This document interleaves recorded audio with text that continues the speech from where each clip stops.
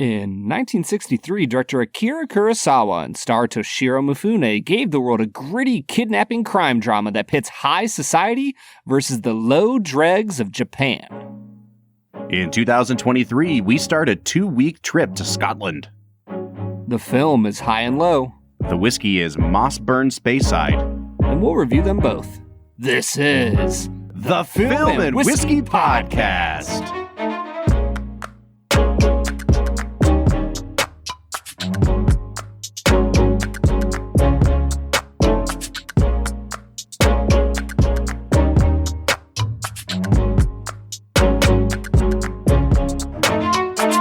Welcome to the Film and Whiskey Podcast, where each week we review a classic movie and a glass of whiskey. I'm Bob Book. I'm Brad G. And Brad G, this week we are looking at Akira Kurosawa's 1963 crime thriller, High and Low. And before we say anything else, we're 4 films in. How different was this movie than the first 3 we watched, man? Oh man, I was ready for it. Let's just say that. But, not only is it set in the modern day, but, I think we'll see this next week, too, when we watch the movie Akira. That movie is a much, I don't want to say slower film, but more kind of poetic. This movie is just, it's gritty. There's people on heroin. It's, kids getting kidnapped and bribery and police procedurals. And this movie feels 50 years ahead of its time, man. I was shocked watching it this time. Just how contemporary it feels, even though it was made 60 years ago.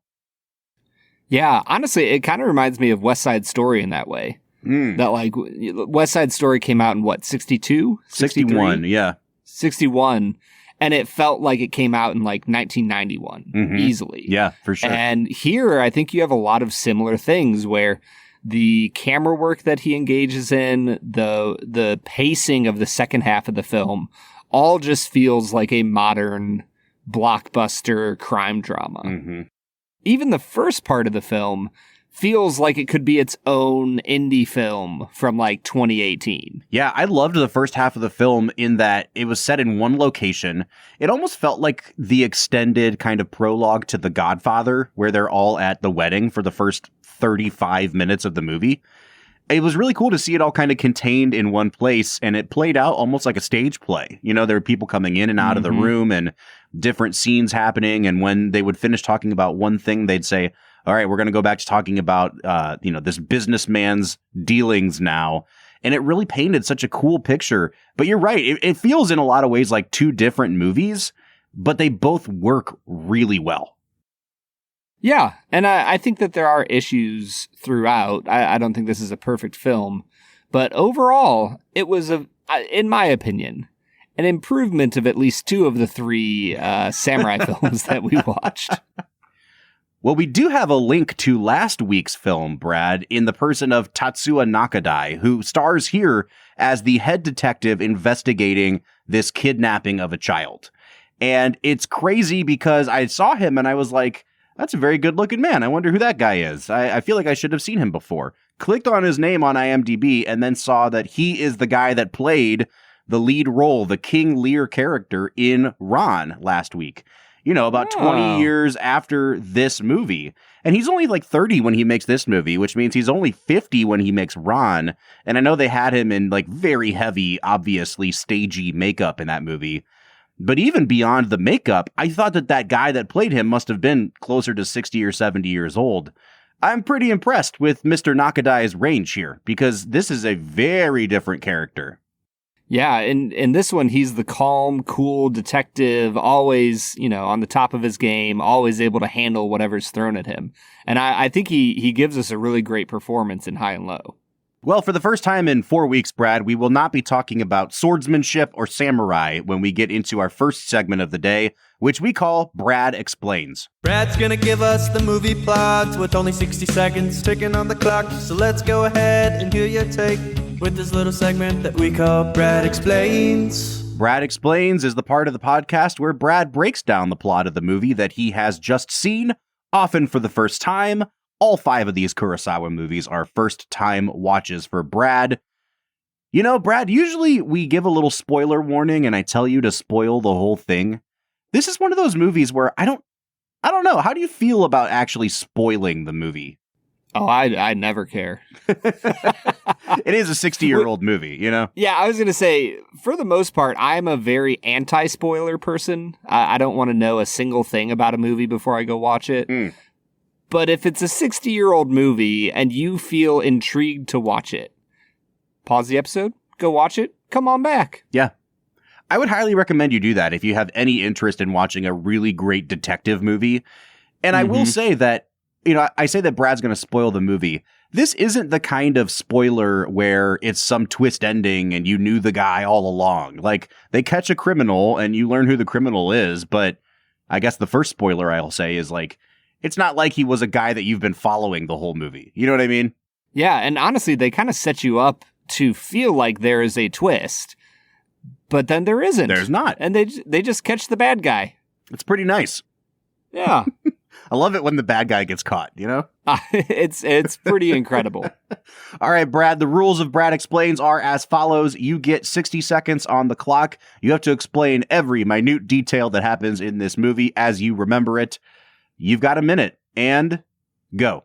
High and Low is a film about a executive of a shoe company who is about to be forced out of the company by some bad upper management, evil, naughty people. Naughty. In the midst of his plans to try and take over the company himself, it is found out that his son has been kidnapped, but they quickly realize it was not his son, it was his chauffeur's son. So in the midst of this, the police get involved. They try to help figure out where this criminal is. About halfway through the film, they get on a train and take a payment to the kidnappers in order to get the chauffeur's son back. A rising tide of public sentiment goes in the executive's favor. 10 seconds. And the police works their way through the dregs of Japan to find the bad guy. High and low, baby. High and low. Also, fun fact, they talk about, there's American bourbon whiskey proudly displayed on the GI bar near the end of the film. You know, there sure is, Brad. We should have worked that in. Yeah, obviously. You know, even today, we're drinking a Speyside Scotch whiskey, and I'm thinking, like, we should have done a Highland or something, like high and low. What am I thinking here, man? Come on. What are you doing, What man? am I doing? I obviously didn't schedule any Japanese whiskeys during this entire 5-week run, but I could have done a little bit more. Yeah, you could have tried. Yeah, you But know. we all know the very little to no effort you put into this podcast. That's true. 0 hours a week spent on this podcast. Speaking of 0 hours a week, Brad, I have not watched this movie since the very first time I'd seen it. And that had to have been over a decade ago.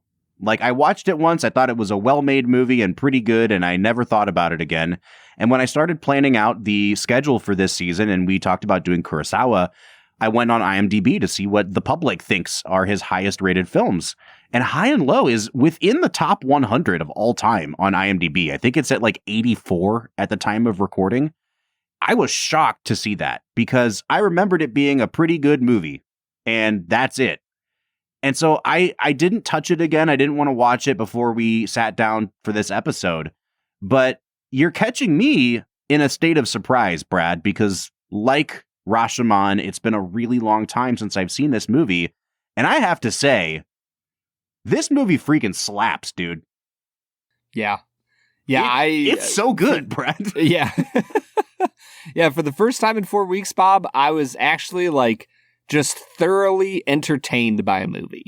Like, I liked Seven Samurai, well-made film, entertaining, but it's also 3.5 hours long. It sure is. It's a bit of a slog. High and Low has the same issues at times. It definitely turns into a slog at different points, but it's 2 hours and 20 minutes, and it's a lot easier to forgive some pacing issues when you're not there for over 180 minutes. There were so many modern editing techniques in this movie that, you know, I've already said I think it's like 50 years ahead of its time, but especially in the second part of the movie where the police procedural takes over and they're intercutting like this giant meeting that all the cops are having where they're reporting on all the investigating they've been doing behind the scenes. And there's kind of silent montage happening as each guy gets up and says, well, I went over to Okinawa or whatever. And then they show him doing that, you know? But there's a moment where the young boy who was kidnapped is returned to his father. His father feels very guilty because his boss has paid this 30 million yen ransom for him. And so his father decides, I'm going to take him out playing detective and make this kid retrace his steps.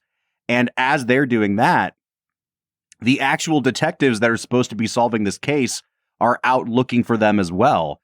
And there's this great kind of intercutting between the two parties looking for the bad guy / looking for each other. And the tension is ramped up so much. And it's like really easy to see how the editing techniques that are being played at here get copied in movies like this for decades and decades afterwards. Yeah, there's that element of like the amateurs trying to figure things out while the professionals have it under control. And you get a chance to see everybody's character come out. Like you get a chance to see the detectives get a little bit angry with the chauffeur, you know, trying to get his son to remember it. And yet there's also the amusing point of like, they were also going to take the kid out to do the exact same thing. For sure. So it's like, I don't know why they're super angry with him, but, you know, I guess they do find 2 dead druggies. So, you know, but even just like on a structural level, having the kind of A subplot and B subplot that they're cutting back and forth to, and you hear the cop saying things like, hey, did you bring your gun? And the cop says like, of course I brought my gun. Like, I'm not going to go chasing a madman with my bare hands. And then the next cut is the dad and son getting out of the car at the bad guy's house unarmed. With bare hands. And I was like, oh my God. Like at that point, the suspense was killing me because I'm like, something terrible is about to happen here, you know? Well, dude, talking about like plot structure, how many movies, how many kidnapping movies have you ever seen where A, the kidnapping is resolved halfway through the film, and B, everything goes off without a hitch? Like, the person who is being ransomed is received back safely. The guy giving the ransom pays it. The criminal gets away with the money, you know, at least to start. Like, that is the cleanest kidnapping exchange ransom that I've ever seen in a film. You know, Brad, before we go any farther, I think we should probably talk about the performances here. And I gotta know what you thought of the top billed actor in this movie, Toshiro Mifune, who is not doing the overblown, jumping up and down kind of theatrical performance here.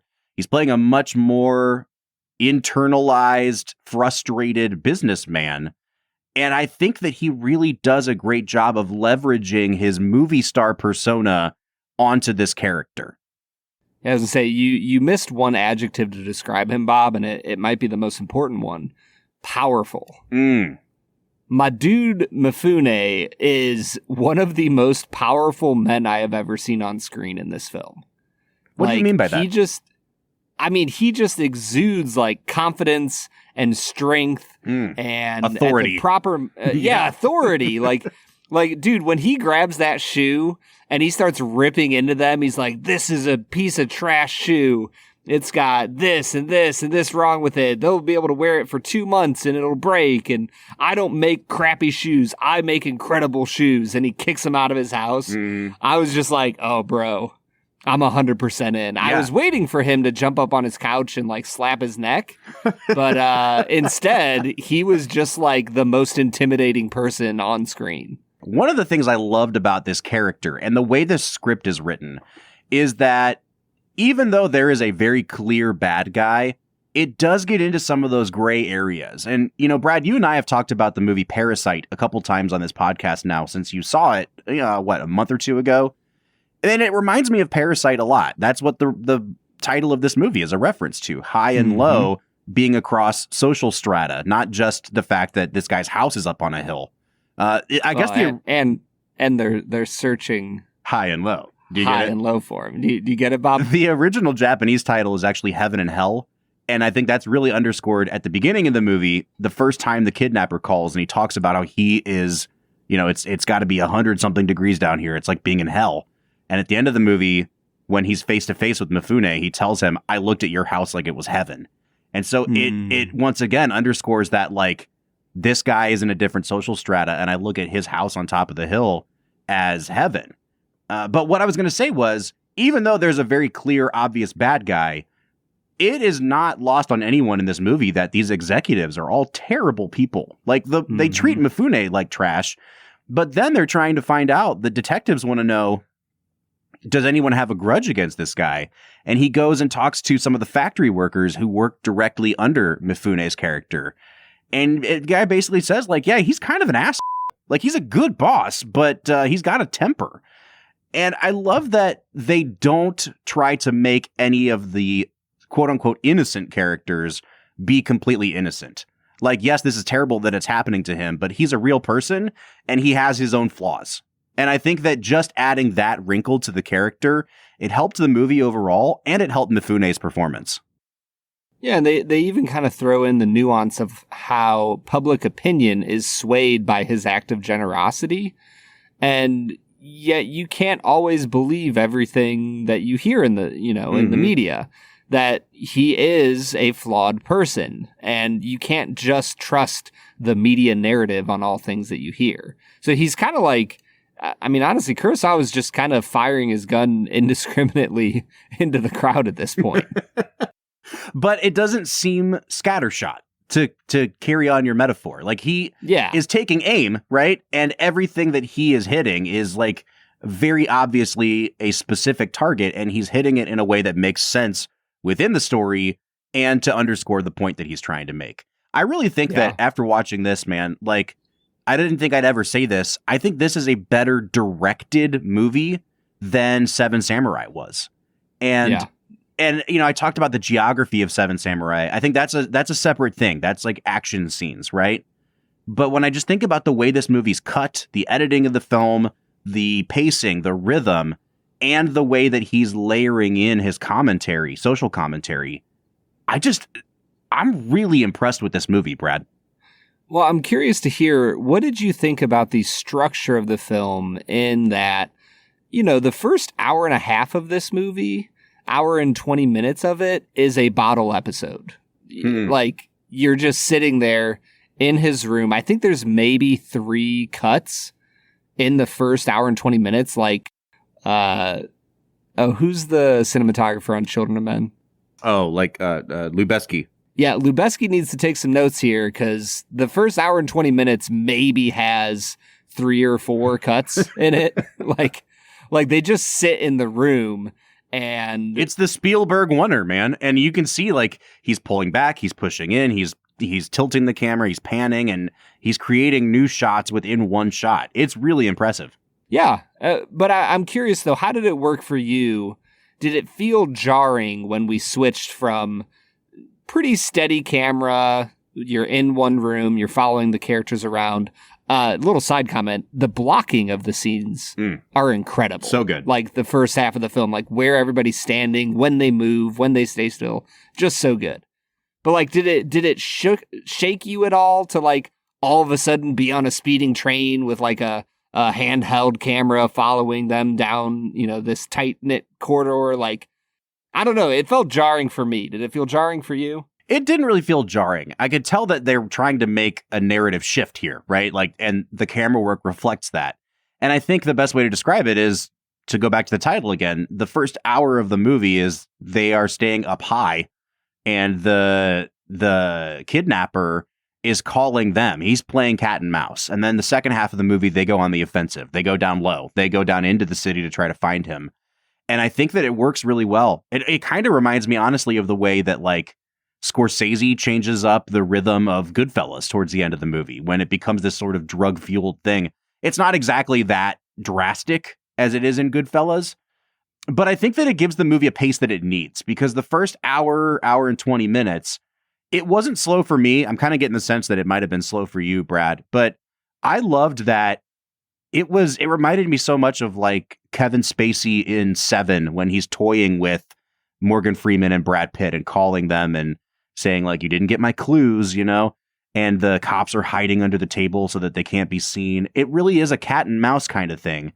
And then when they finally get up the energy to go on the offensive, I love that the movie has that sort of propulsive energy to go with them. It's like the detectives are finally emboldened. And then because of that, the whole movie gets injected with a new sense of purpose and energy. That it desperately needed. So the first part didn't work for you. Desperately needed. No, the first part worked like if I were to just grade the first half of the film. It's not quite half, but we'll call it half. Just grade that. I'd probably give it like a 7.5 to an 8. Like solid, well made. Like I said, the blocking especially stood out to me. A lot of the camera movement was good. But once again, and I hate to score foreign films sometimes because I think things do get lost in translation. And, you know, maybe those scenes are a lot more engaging than what I am hearing. But just watching it as a American who only speaks English, there was definitely some pacing issues with the first half for me. I wonder how much of it is like the cultural difference and how much of it is the time difference, because I don't see movies being made quite like this 60 years ago. And you pinpointed the moment where I really it clicked with me, and it's that shaky cam, you know, the handheld camera on the train. Oh, dude, it was so good. It reminded me so much, and we haven't touched on any of these filmmakers, but like in the 1950s, there was a big movement in French cinema called the French New Wave. And there's a lot of kind of like hyper-realistic handheld camera. It looked gritty. It looked like documentary almost. And I think that he gets a lot from that, and he gets a lot from movies like the original Manchurian Candidate. That's a John Frankenheimer movie. And that is like, the end of that movie is very much like shaky cam, super suspenseful. And so I think that Kurosawa is borrowing from what he's seeing from American cinema, from people like Hitchcock when he made Psycho. There's a ton of Psycho in this movie. And I just kind of love seeing it superimposed onto Japan.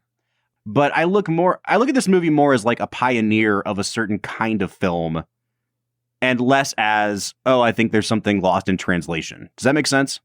Yeah, no, for sure.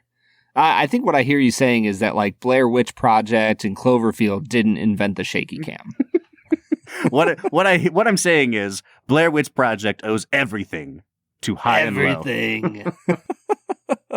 Hey, guess what? What's that, dude? This movie has Takashi Shimura in it again, Brad. It barely has him in it. The guy that we keep talking about as Kurosawa's most frequent collaborator. And I'm really impressed watching these movies through because, you know, Ron comes so late in Kurosawa's career. I don't know how long Takashi Shimura lived for. I don't even know if he was alive at the time. But it's really cool seeing that he had like his own little troupe of actors and that they all show up in every single movie.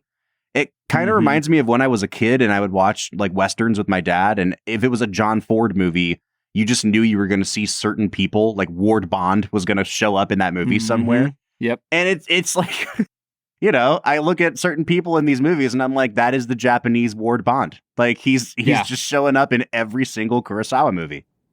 Yeah, I recognize one of them was the young impressionable samurai. The hot samurai. Yeah. The hot samurai. Yeah. he was in there with a kind of a cursory character. Yeah, it is fun watching these through, and I'm sure this will continue in Akira. But it's fun to watch the characters. Some of them have bigger performance than some of them take back seats than others. And it's kind of fun it almost feels like a theater troupe that you know, a local theater troupe you go see every year. And it's like the same people just take turns being the lead. Well, before we go to break, Brad, I want to ask you, is there anybody else in this cast that you'd like to talk about? Because it is a pretty huge cast. There's a lot of people going in and out of this movie. Aside from Seven Samurai, well, I guess Ron had like hundreds and hundreds of extras. But the sheer amount of people that are packed into these, you know, like press conferences and the police headquarters. And I'm just shocked at how big this cast is. So who stood out to you aside from the few that we've talked about? I really liked Kenjiro Ishiyama, who played Bosun. He was my favorite. Dude, he was just such a cool character. Yeah. Like, you know, he's in every movie. If I had to pick a Ward Bond, I think he might be the Ward Bond of this film. I love that he has the look of like, you know, just like a old, angry, bald. Like, he just reminds me of like the Edward G. Robinson of these movies. And especially in this movie, he has this great moment where he's giving a report on how he went and interviewed all of the other executives at National Shoes. And he's like, yeah, I went and interviewed those guys. And then he scratches his head with his middle finger sticking out. Yeah. And then just in case you didn't get it, he sat down and he just goes, what a bunch of assholes. Man, I love this guy. He's the perfect, like not quite comic relief, but jaded. He's like the Lenny Briscoe, the jaded New York City cop of High and Low. Yeah, he fits a role of like the guy that you want to work directly with, but you would also hate if he was like not in your department. You know what I mean? Mm-hmm. Like he just has a real outlook on life that not everybody has. And I'm a big fan. I do love it when directors absolutely nail the casting of their detectives. Like when you look at, Mark Wahlberg and Martin Sheen in The Departed, like this guy fits right in with those type of guys where it's just, if you're in another department and you give me any crap, I'm going to just cuss you out to your face because I'm trying to protect my turf here. You can't say enough for just nailing the casting of some of these smaller roles. Yeah, 100%. And I think speaking of like just nailing the casting, you obviously didn't spend any time trying to cast the whiskey with the movie. Yeah. So let's just go drink this scotch, which I'll give you some grace. We should just keep drinking scotch because scotch is delicious. It's really good. All right, man, let's get to it.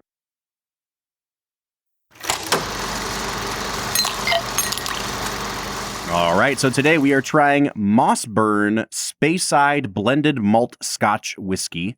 Now, you may have heard us talk about single malt on this podcast before. Blended malt is slightly different, as the name would suggest. When you see single malt on a label, it means that it came from one single distillery, and it is made entirely of malted barley. This is made of malt, and it's blended, meaning that it comes from a bunch of different distilleries. So this company, Mossburn, sources a bunch of whiskey, blends it together, and puts it all out. It comes from a number of Speyside distilleries, though. And in addition to all that, Brad, they've got this like kind of complicated diagram right on the front of the bottle that talks about the different types of casks they use to mature this. It says that part of it is done with heavy char heads on the barrels. Ooh. Part of it's done with reuse American whiskey barrels, and part of it's done with Oloroso sherry butts, and then all blended together at the end. They're really advertising this as if it is a super premium product. I think I paid like $40 for it. So, let's not get ahead of ourselves here, Mossburn. I picked this up off the shelf on the Ohio Last Call shelves. We've been mentioning that a lot. So this is no longer sold in Ohio, but it seems to be pretty readily available everywhere else. It clocks in at 92 proof, and it is non-age stated, likely due to the fact that it is a blended whiskey. So, Brad, let's do it, man. Let's just dive right in. What are you picking up on the nose here? Yeah, this is a really nice nose. It's got barley, it's got some peach, the honey comes through, and it kind of, the longer I sat with it, it had some really nice floral notes to it. Nothing that like blew me out of the water. I gave it a 7 out of 10 here, Bob. I drank this whiskey while watching the movie, and I realized that I took a sip of the whiskey before I even nosed it, Brad.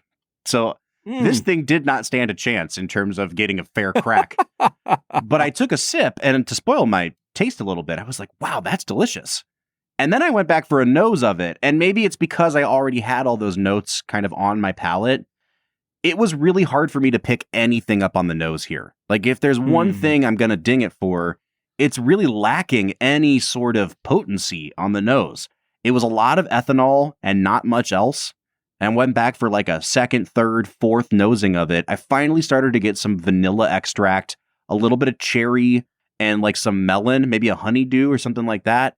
But overall, I had to try way too hard with the nose here. I only gave it a 6 out of 10. Yeah, and then we get into the palate. For me, the palate was kind of the main show here. The honey came through, the peach was sticking around. I'm with you on the vanilla. Vanilla definitely came through strongly. and there was like a butterscotch drizzle, kind of like what you would have on a soft serve ice cream cone, that came through pretty strongly for me the more I sat with it. I thought that this was a really pleasant, if not super complex, experience that I gave an 8 out of 10 to. Do you remember when we were growing up and like the early 2000s were just full of cucumber melon scented things? Like everything was cucumber melon.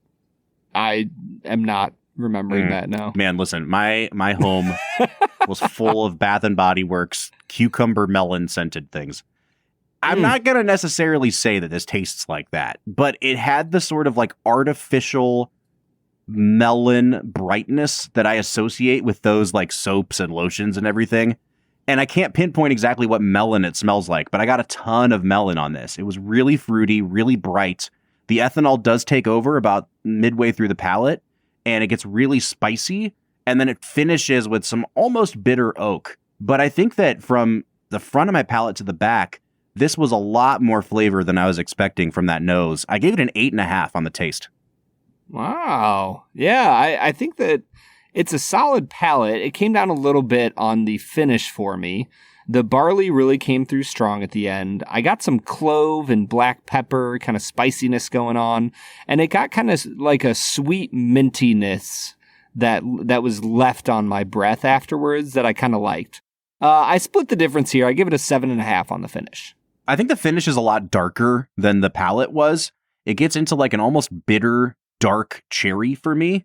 And then it had a sort of breadiness to it that was almost like a biscuit. It was really, really nice. I wasn't expecting that to be the finish either. So, from the nose all the way through to the finish, this just kind of kept throwing me curveballs, but in a really pleasantly surprising way. I gave it a 7.5 on the finish. And then on the balance, I'm going to also give it a 7.5. And that's mostly because I wish the nose stood out more. It really was. It started in a really low place for me and then kind of immediately jumped up on the taste and finish. But I just kind of wish that some of those notes were present on the nose because it was really lacking for me. So just a 7.5 on balance. Yeah, I think I'm at the exact same place as you, 7.5 on balance. And so that takes us to our value category. Now, the best that I can tell is that online, you're going to spend somewhere from $40 to $50 to get this bottle. So we'll call it $45. And I think that this is like a 7 out of 10 value at $45. Like, it's a solid, nice expression of Scotch. It's at a decent price point. It's not too expensive. And this is something that I would enjoy drinking from time to time. Yeah, I think I'll give it a 7.5, Brad. I think this has a lot more flavor than a lot of blended scotches we've had. And it's also pretty rare to get a blended scotch that is region specific like this. So it's kind of like, hey, if you've never tried a Speyside, here is generic Speyside. And I think it does a pretty good job of capturing the flavor of a Speyside scotch. So I think it's a pretty good value at 40. Is it the best scotch you can get at 40? Absolutely not. But for what it's offering, it's an above average value. I'm going to give it a 7.5. Yeah, and that's bringing my total out to a 37 out of 50. And like you just said, Bob, this is a really solid Speyside expression. Like, it's a little rough around the edges, but it has a really solid body that kind of brings it across the finish line. I'm also coming out to a 37 out of 50. I would recommend buying this bottle probably more than I'd recommend trying it at the bar. Like, I just don't think that it's special enough to merit a pour, but it's not a bad $40 investment. I don't know if that makes sense. No, it totally does. Especially because in general, your scotch is going to be a little bit inflated at the bar. So yeah, I would say 100% buy a bottle of this, split it with a friend, and it'll be well worth your money. Or you could drink it while you're watching High and Low, which is what I did, and it is a very pleasant experience. So yeah, thank you very much, Mossburn. Brad, let's get back into talking about High and Low. Let's get to it. All right, everybody, that was Mossburn Speyside, a whiskey that we drank. I always love it when you leave it hanging like that. I didn't know where you were going, and then it turns out you weren't going anywhere. That was it, man. We sure did. We drank it. It was good. It was good. I liked it. Yeah. You know what I like more than Mossburn Speyside? Is it 2 facts and a falsehood? 2 facts and a falsehood. Brad is gonna try to stump you, Bob. are right and what is wrong. 2 facts and a falsehood. 2 Facts and a Falsehood is the part of the podcast where Brad tries to stump me by presenting 3 items to me as fact about the making of this movie, one of which he has made up. Brad, as promised, I went back and finally tallied up where I am on the season, and I was pleasantly surprised, because I thought that I was getting to be like 4 or 5 games under 500 right now, and I am 9-10 on the season so far. Hey, well done, Bob. If I get this one right, I'm in good shape, man. I think the goal right now is to just not be under 500. Like, if I can split with you, I feel pretty good about myself. Yeah, I mean, 16-16 would be admirable. I mean, when you think about the odds of me winning each week is only 33%. Like, there's 2 facts and only 1 falsehood. So That's if I can get it right 50% of the time, I think I'm doing well. I think that your general movie expertise gives you a few percentage points there. So I finished watching this movie tonight at 7:35, and we recorded at 8 p.m. And I have these Akira Kurosawa books that I made really great use of after I watched Ikiru, which we're recording next week, and after I watched Ron.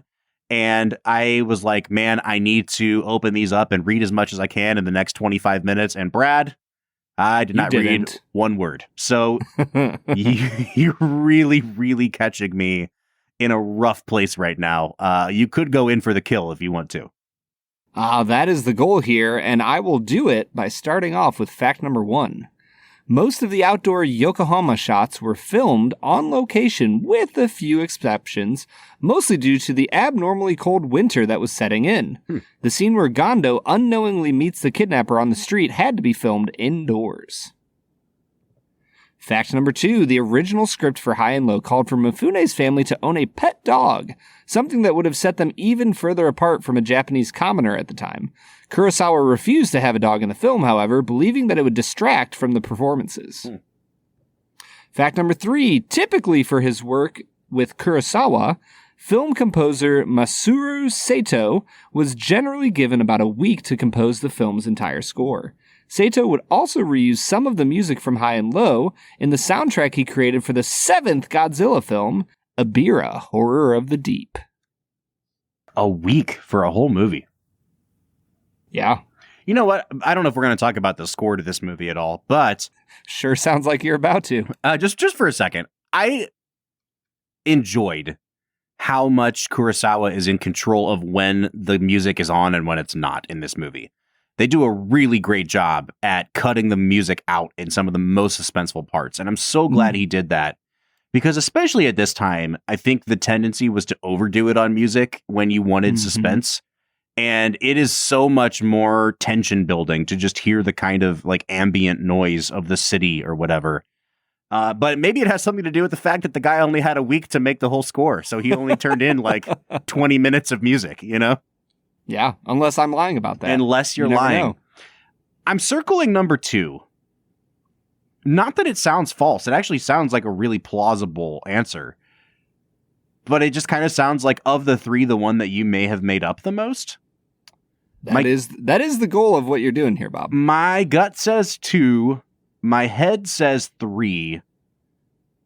I think I'm going to be wrong regardless. So I'm going to say 2 is the falsehood. Going with your gut. You're more of a gut guy, Bob. Is that true? Yeah, the mirror says so. That's for sure. All right, locking in number 2 is your answer? Man, I kind of want to lock in 3 now. I'll lock in 2. That's fine. Sure.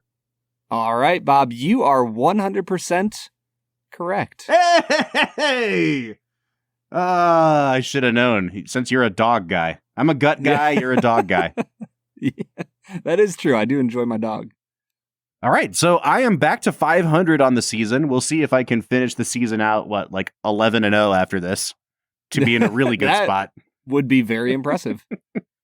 Brad, where do you want to go from here, man? We've kind of touched on almost everything I want to say about this movie. We've touched on the performances, the incredible camera work. We've talked about its influences and what it influenced in turn. It's funny because this is a really short episode right now, and it doesn't reflect how much I want people to go watch this movie. But aside from maybe Rashomon, which I think is a better film than this, I think I've enjoyed this movie more than any of the Kurosawas that we've done so far. Yeah. Well, tell me about why you enjoyed it. Like, what was it about the film that really drew you in and made you go, man, I just want everybody to watch this? I think that even when you love classic movies, or let's just call it what it is, like old movies, you know, there is a sense of separation between the way movies used to be put together and the way they're put together now. And when you're watching Casablanca, for example, like, it's not necessarily that movie's slow. It just has a different sort of rhythm, and it's the rhythm of 1940s movies. And there's something about this movie from 1963 that feels so of the moment that I barely had to filter it through that sort of, you know, space in time. And I think that, like, being able to put it on and enjoy it as much as I've enjoyed a movie like, you know, Zodiac or Prisoners, or like these kind of modern day detective movies, I think it says a lot about how far ahead of its time this movie was and just how much of a master Kurosawa was, especially with the way he allowed his movies to be edited. If we were going to recommend any of these movies so far to anyone that wanted to get into Kurosawa, this is probably the easiest entry point, Brad, because it feels so familiar. Yeah, I distinctly recall you telling me when I bought Seven Samurai that there's no way I should start there, that the best starting point for Kurosawa was Rashomon. And we all know how that went. Yeah. I would just friendly advice, Bob. Just, you know, from a nobody over here. I'll kind of stand by it just because it was his first big breakthrough, like, internationally. And so I always recommend people start earlier in a director's chronology, you know, but if you're looking for, like, what's the easiest, what goes down the easiest, it's definitely this movie. Yeah, I think that this is an easy recommend from me.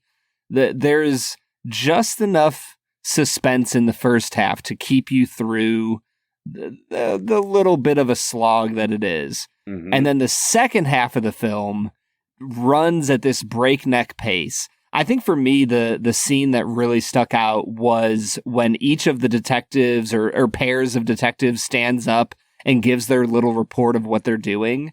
Like, that was enrapturing for me. Like, I was completely drawn into the story, completely drawn into what he was doing on screen with the camera. Yep. And it felt like that's where you got to see him at his best with not just directing actors, but directing a large group of actors.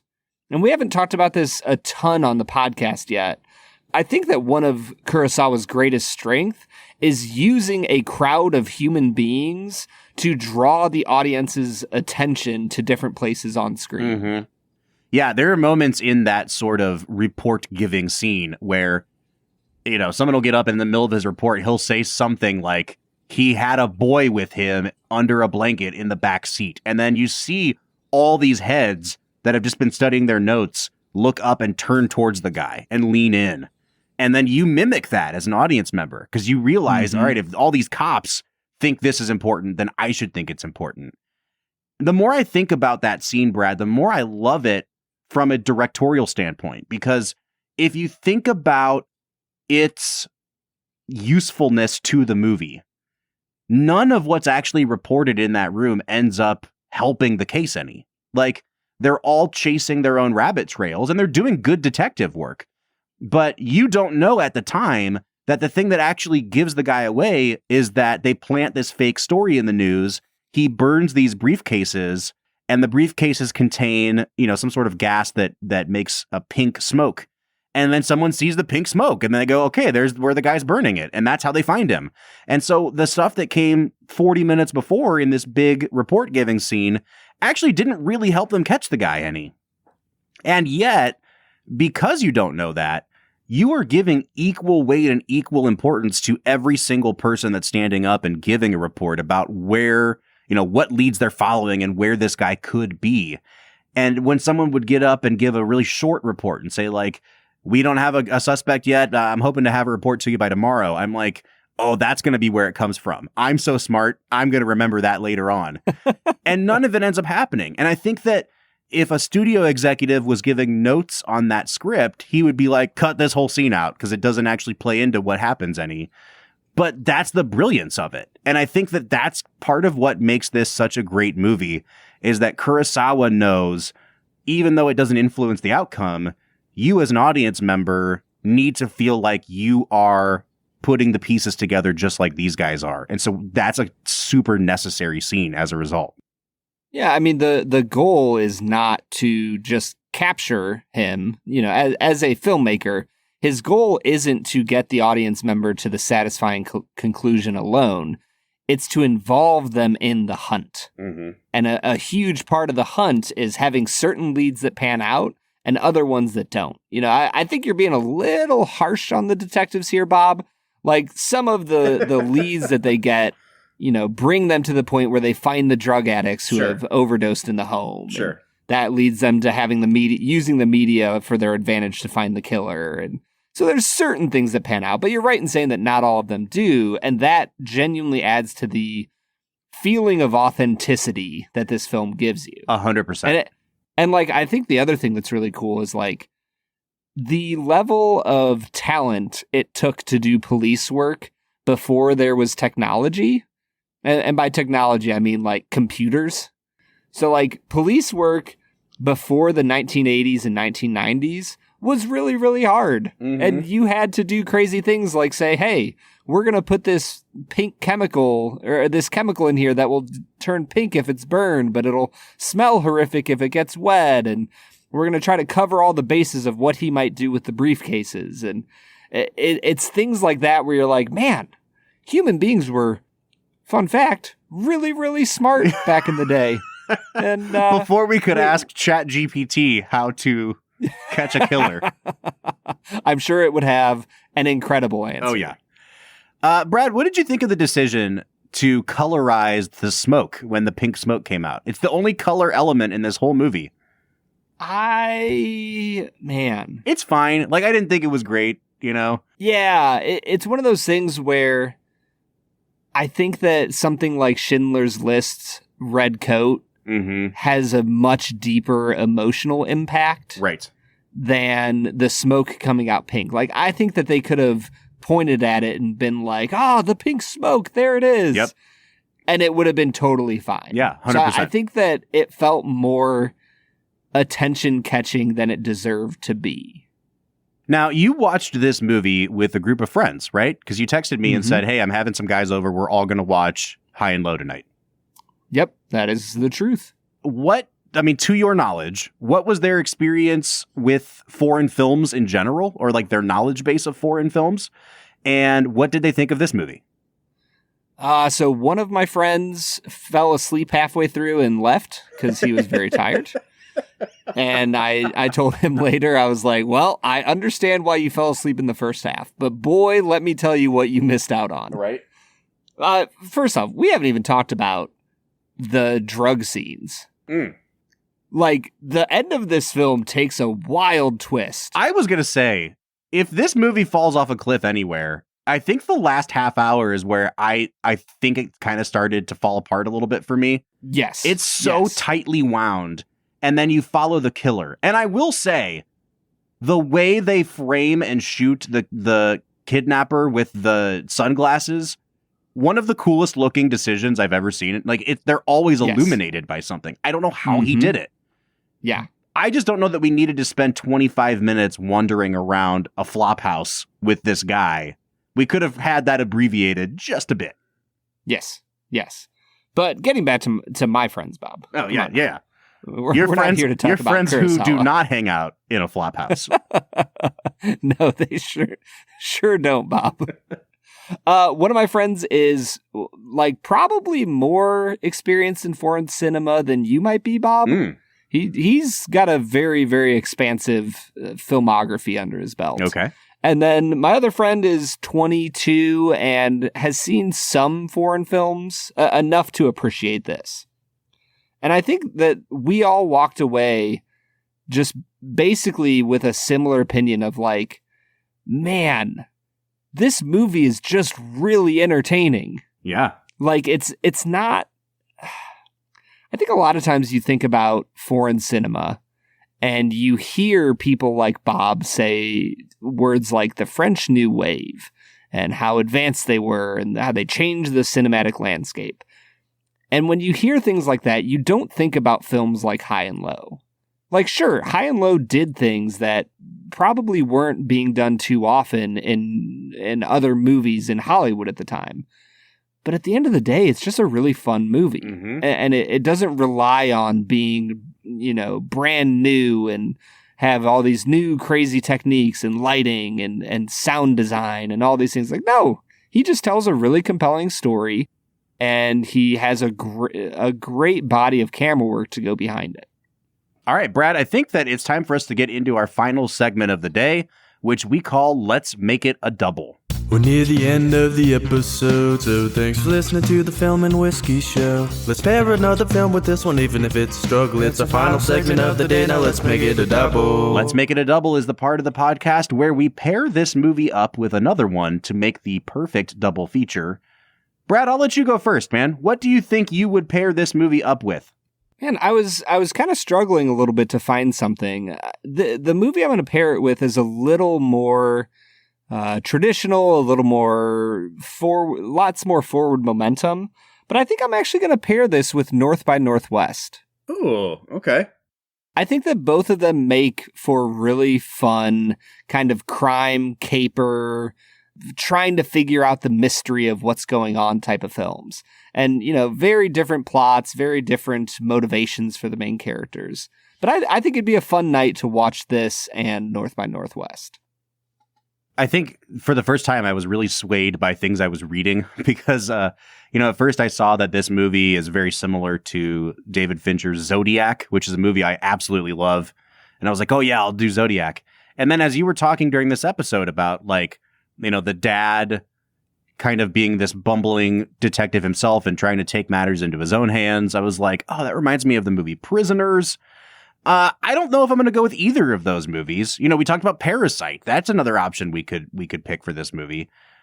I'm going to pick a movie that I watched for the first time last week, Brad, and it is the 1967 Best Picture winner, In the Heat of the Night. Ooh.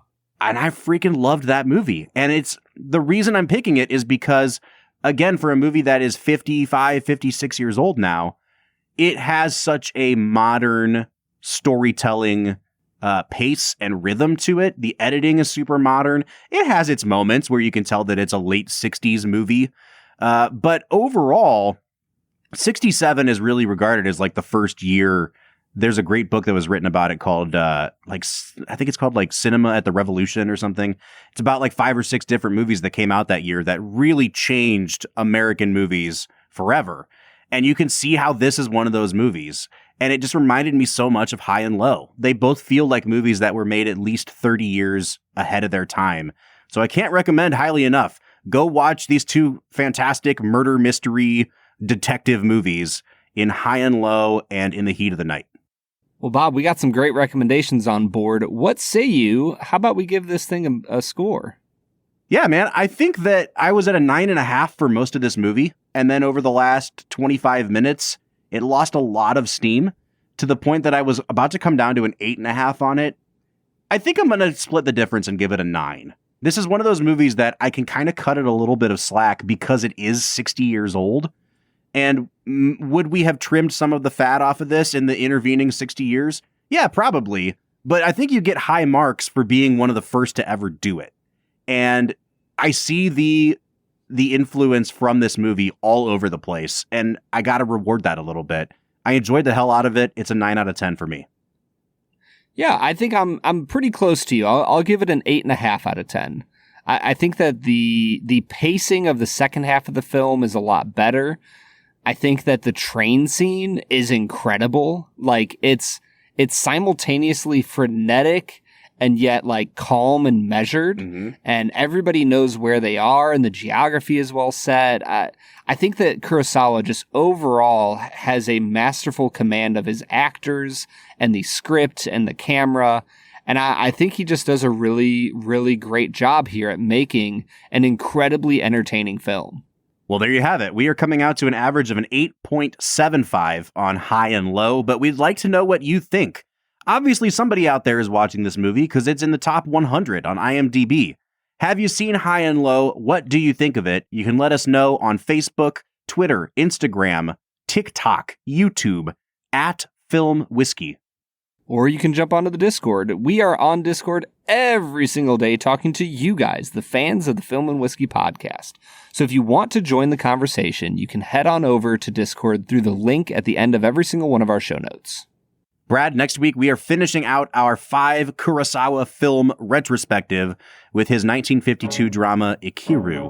I'm really excited for you to watch that one because I don't know what you'll think of it, as has been the case throughout this series so far. So join us for Akira next week, but until then, I'm Bob Book. I'm Brad G. And we'll see you next time.